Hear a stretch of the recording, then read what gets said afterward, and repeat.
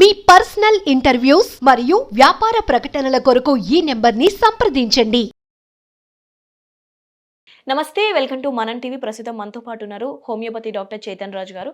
వారితో మాట్లాడదాం. హలో అండి, నమస్తే. నమస్తే అండి. నీ పెయిన్స్ గురించి మాట్లాడుకుందాం. జనరల్గా ఈ ఏజ్ ఆ ఏజ్ అని లేదు, నీ పెయిన్స్కి అయితే ప్రతి ఏజ్లో చూస్తున్నాము. అయితే ఎందుకు స్టార్ట్ అవుతుంది అంటారు? ఒకప్పట్లో చూస్తే ఈ నీ పెయిన్స్ అసలు వినిపించేది కాదు. ఈ మధ్యలో ఎక్కువగా నీ పెయిన్స్ గురించి వింటున్నాం. అయితే ఎక్కడ స్టార్ట్ అవుతుంది అంటారు? ఎలా తగ్గించుకోవాలి ఏంటి ఒకసారి చెప్పేసేయండి. ఇప్పుడు చిన్నపిల్లలు కార్లతో ఆడుకుంటారు కదా, రిమోట్ కంట్రోల్ కార్లతో. అవును. చిన్న చిన్న టాయ్స్ కూడా ఉంటాయి, ఇట్లా పూజ చేసే కార్లు ఉంటాయి, అవి ఉంటాయి, ఇవి అవును. ఉంటాయి. సో దాంట్లో అన్ని స్క్రూలు, నట్లు, బోల్ట్లు అన్నీ ఉంటాయి. అండ్ ఆ కార్ తిరగడానికి కూడా ఏదో మెకానిజం ఉంటుంది దాంట్లో. అవును. ఆ పిల్లలు కొన్ని రోజులు ఆ కార్ తోటి ఆడుకుంటారు. దాని తర్వాత దాన్ని పక్కకు పడేస్తారు. ఒక 1 year తర్వాత మళ్ళీ తీసి ఆడితే ఏమైపోతాయి, వీల్స్ జామ్ అయిపోతాయి. అవును, అవును. అట్లనే ఏమవుతుందంటే అక్కడ దాంట్లో జాయింట్లు ఉన్నాయి అన్నీ. అర్థమవుతుంది కదా మీకు? ఆ జాయింట్లు కరెక్ట్గా డైలీ ఆ అబ్బాయి డైలీ ఆ కార్ తోటి ఆడుకున్నాడు అనుకోండి, అవి జామ్ కావు. అవి కూడా జాయింట్లే కదా. ఉప్పు పట్టవు చెప్పాలంటే. ఇప్పుడు మన జాయింట్లు కూడా ఏంది, మన బాడీలో మల్టిపుల్ జాయింట్స్ ఉన్నాయి. ఎన్ నెంబర్ ఆఫ్ జాయింట్స్ ఉన్నాయి, మోర్ దెన్ 350 జాయింట్స్ ఉన్నాయి. ఈ జాయింట్లు మీరు కరెక్ట్గా చక్కగా వాడుకోకపోతే పాడవుతాయి. అయితే ఇప్పుడు మనం డైలీ నడుస్తానేం, ఇప్పుడు మనం లిఫ్ట్ ఎక్కుతాం, ఇంటికి పోతాం, ఇంటికి వెళ్ళి బయటికి పోతే లిఫ్ట్ ఎక్కుతాం, ఆఫీస్కి వస్తాం, మళ్ళీ లిఫ్ట్ ఎక్కుతాం, మళ్ళీ బండి అంతే. వాకింగ్ లేదు, ఫిజికల్ యాక్టివిటీ లేదు. ఇట్లా చిన్న చిన్న పిల్లలకి ఏమైపోయింది, స్కూల్లోనే ఉంటారు. మార్నింగ్ 9 o'clock పోయి ఈవినింగ్ 7 o'clock వరకు ఉంటారు. ఏమంటే ఐఐటి కోచింగ్ అంటారు. వాళ్ళకి ఏమైనా ఎక్సర్సైజ్ ఉందా? లేదు. మోకాలు ఖరాబ్ అవ్వడం స్టార్ట్ అవుతాయి. అందుకే 15 ఏండ్లకి 18 ఏండ్లకి ఒక 30 ఏండ్ల వరకు మొత్తం మోకాలు నొప్పులు స్టార్ట్ అయిపోతున్నాయి, జాయింట్స్ ఖరాబ్ అవుతున్నాయి. అయితే దాంట్లో గుజ్జు కూడా ఉంటుంది కదా, అది కూడా ఖరాబ్ అవుతుంది. ఎందుకు? వీళ్ళకి ఫిజికల్ యాక్టివిటీ చిన్నప్పటి నుంచే లేదు చాలా మంది. దాని తర్వాత బరువు ఒకటి. ఇప్పుడు మనం నిల్చుంటే మన మోకాల మీదనే మొత్తం బరువు పడుతుంది. న్యూట్రిషన్ సరిగా లేదు, ఫిజికల్ యాక్టివిటీ లేదు, ఏమైతే అవి ఖరాబ్ అవుతాయి. సో అందుకే మనం ఫిజికల్ యాక్టివిటీ మెయింటైన్ చేయాలి. మన బరువు కరెక్ట్ ఉందా లేదా మెయింటైన్ చేయాలి. అట్లా మెయింటైన్ చేసుకుంటే మోకాలు ఖరాబ్ కావు. జనరల్గా ఎందుకంటే చిన్నపిల్లలు కూడా కొంచెం ఆడేసి వస్తే ఇంట్లో మొక్కాల నొప్పులు అంటున్నారు కదా, మరి దానికి రీజన్? చిన్న పిల్లలు ఏంటంటే ఇప్పుడు 5 years 7 years పిల్లలు ఉన్నారు అనుకోండి, వాళ్ళది గ్రోయింగ్ ఏజ్. వాళ్ళు మోకాలు నొప్పులు అన్నారు. ఎప్పుడు జర ఎక్కువసేపు ఆడుకొని వస్తే కాళ్ళు లాగుతాయి వాళ్ళది గ్రోయింగ్ ఏజ్. వాళ్ళ కార్టిలేజ్ ఇంకా మొత్తం బోన్లో డెవలప్ అవ్వలేదు. అందుకే చిన్న పిల్లలకి ఉంటాయి, గ్రోయింగ్ పెయిన్స్ ఉంటాయి వాళ్ళకు. కానీ కొందరికి మరీ ఎక్కువ పెయిన్ ఉందంటే ఏమవుతుందంటే విటమిన్ డి ఉంటుంది కదా, అది డెఫిషియెంట్ ఉంది, కాల్షియం డెఫిషియెంట్ ఉంది, జర బోన్స్ అంతా స్ట్రాంగ్గా అవ్వట్లేదంటే కూడా వాళ్ళకి అవుతుంది.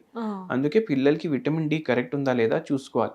వాళ్ళ వాకింగ్ గెయిట్ అంటే నార్మల్గా మనుషులు ఎట్లా నడుస్తారో అట్లా నడుస్తున్నారా లేదా చూసుకోవాలి. కొందరికి ఫ్లాట్ ఫీట్ ఉంటాయి, ఫ్లాట్ ఫీట్ వల్ల కూడా వాళ్ళకు నొప్పులు అవుతాయి. కొందరు ఏంది, ఇప్పుడు డిఫార్మిటీలు అయిపోతాయి పిల్లలకి, రికెట్స్ అనేసి ఒక ప్రాబ్లం ఉంటుంది. ఇట్లా మోకాలు వాళ్ళు జర క్రాస్ అయిపోతాయి. సో వాళ్ళకు కూడా నొప్పులు వస్తాయి. సో అవన్నీ చూసుకోవాలి మనం యాజ్ పేరెంట్స్. ఫుడ్ మెయిన్ అంటారు కదండి. జనరల్గా దేనికైనా ఫుడ్ మంచిగా ఉంటే చాలా రకాల 80% మన ప్రాబ్లమ్స్ని దూరం పెట్టచ్చు అంటారు కదా. సో మంచిగా కాల్షియం ఫుడ్ ఇవన్నీ రావాలి అని అంటే ఎలాంటిది తీసుకుంటే బెటర్ అంటారు? చిన్న పిల్లల నుంచి కూడా వాళ్ళకి ఇవ్వాలి అంటే, పేరెంట్స్ ఫీడ్ చేయాలి అంటే. ఇప్పుడు రాగి జావా డైరెక్ట్ ఇస్తే పిల్లలు తీసుకోరు. అవును. రాగిలో ఏమో పాల్లో ఎంత కాల్షియం ఉంటుంది, దానికన్నా చాలా ఎక్కువ కాల్షియం రాగిలో ఉంటుంది. అవును. అయితే వాళ్ళకి రాగి దోశలు వేసి ఇవ్వాలి. అట్లా వేసిస్తే వాళ్ళు ఈజీగా కన్జ్యూమ్ చేస్తారు. పెద్దోళ్ళకైతే రాగి దోశ తినమంటే తింటారు. మళ్ళీ ఇడ్లీలు చేసుకుంటే కూడా జర రైస్ బదులు పిండిలో రాగులు వేసుకోవాలి. అట్లా వేసుకోవడం వల్ల మనకు కాల్షియం పోతుంది. అదొకటి. మళ్ళీ పాలు, పెరుగు, మజ్జిగ, ఆవు పాలే ప్రిఫర్ చేయాలి. ఇవి ఎక్కువ కన్జ్యూమ్ చేయాలి.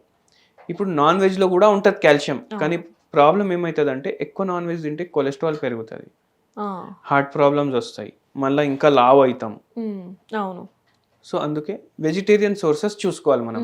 మళ్ళీ గ్రీన్ వెజిటేబుల్స్ ఉంటాయి కదా, దాంట్లో కూడా కాల్షియం మంచిగా ఉంటుంది. సో అవి కూడా ప్రిఫర్ చేయాలి. డైలీ స్లీవ్లెస్ వేసుకొని, షార్ట్స్ వేసుకొని డైలీ ఒక 15 నిమిషాలు 20 నిమిషాలు ఎండలో కూర్చోవాలి. ఎండలో కూర్చున్నప్పుడు ఏం మైండ్లో పెట్టుకోవాలంటే ఏ గ్లాస్ ఇట్లా మధ్యలో రావద్దు.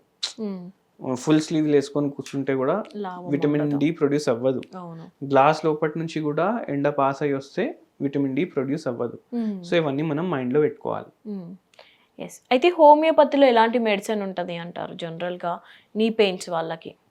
హోమియోపతిలో ఎలాంటి మెడిసిన్స్ ఉంటాయంటే గుజ్జు కూడా అరిగిపోయింది, ఇంకా జాయింట్ రిప్లేస్మెంట్ చేసుకోవాలి అనేసి కూడా అంటారు కదా, వాళ్ళకు కూడా రివర్స్ అవుతుంది హోమియోపతిలో. మెయిన్ ఏంటంటే పేషెంట్ నమ్మకం, పేషెంట్కి పేషెన్స్ ఉండాలి, మనం చెప్పేటట్టు వినాలి. ఇప్పుడు కొందరు పేషెంట్స్కి ఇవాళ వచ్చినాం క్లినిక్కి ఎల్లుండి తగ్గిపోవాలంటే తగ్గిపోదు. అవును.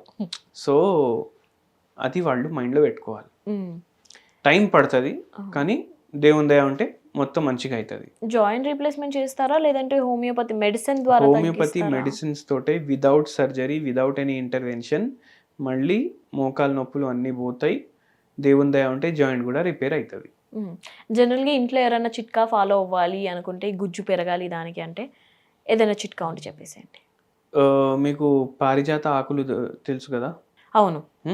అవి ఏం చేయాలంటే కొన్ని తీసుకోవాలి, కొన్ని తీసుకొని దాన్ని మంచిగా వాటర్లో బాయిల్ చేసుకోవాలి. వాటర్లో బాయిల్ చేస్తే ఏమవుతుంది, అది కషాయం లాగా అయిపోతుంది. అది ఫిల్టర్ చేసుకోవాలి. అది ఫిల్టర్ చేసుకొని డైలీ మార్నింగ్ ఒకసారి, నైట్ ఒకసారి 150 ml తీసుకోవాలి. అది తీసుకోవడం వల్ల ఎవరికైతే మోకాలు నొప్పులు ఉన్నాయి కదా వాళ్లకు చాలా రిలీఫ్ ఉంటుంది. మోకాళ్ళ నొప్పులు ఉన్న వాళ్ళు, మోకాలు నొప్పి ఉన్నా ఏ నొప్పి ఉన్నా వాళ్ళకి రిలీఫ్ ఉంటుంది. అంటే మనం జనరల్ గా మోకాలు నొప్పుల గురించి మాట్లాడినామని నేను అట్లా చెప్తున్నాను. అంటే కొంచెం వస్తుంది అన్నప్పుడు కూడా ప్రికాషన్ లాగా కూడా తీసుకోవచ్చు. రైట్ అండి, థ్యాంక్ యూ అండి.